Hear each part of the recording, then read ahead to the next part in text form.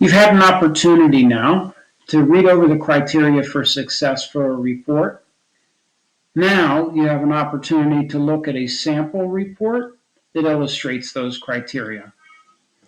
At the top, you have a heading that includes information such as the name of the teacher, name of the observer, start and end time of the observation, post-observation conference date.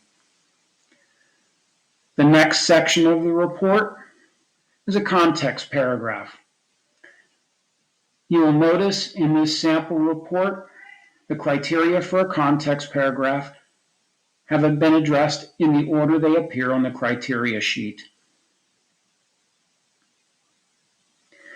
The next section of the report is called a lesson paragraph. And again, you will notice the criteria for a lesson paragraph have been addressed in the order they appear on the criteria sheet. The reason for this is you don't want readers of the report to struggle to find required information that needs to be included in a report. The report includes at least 3 CEI paragraphs. This sample Miss Eagle report includes 4 CEIs. Let's take a moment to look at the first CEI paragraph. It's a paragraph about standards, which you'll find in the motivation section of the toolkit. Take a moment, go to your toolkit, and find the motivation section, specifically the part about standards.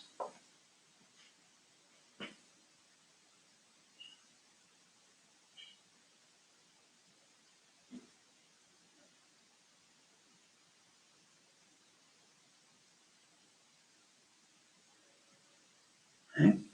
Here are the parts of a CEI paragraph. A claim. Ms. Eagle explicitly communicated standards.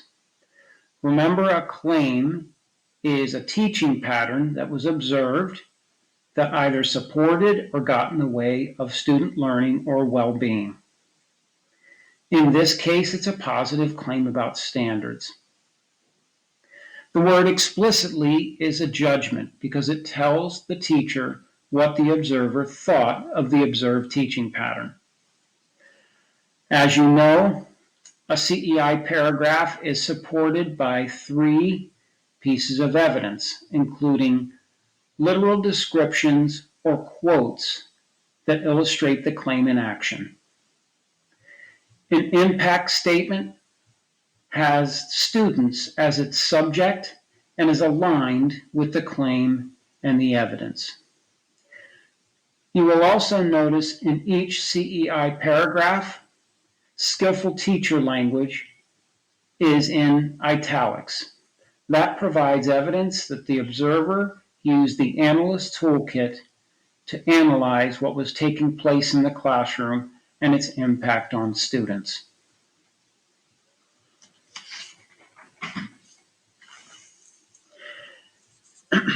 After the CEI paragraph comes the conference section, where you will summarize what was discussed during the post-observation conference.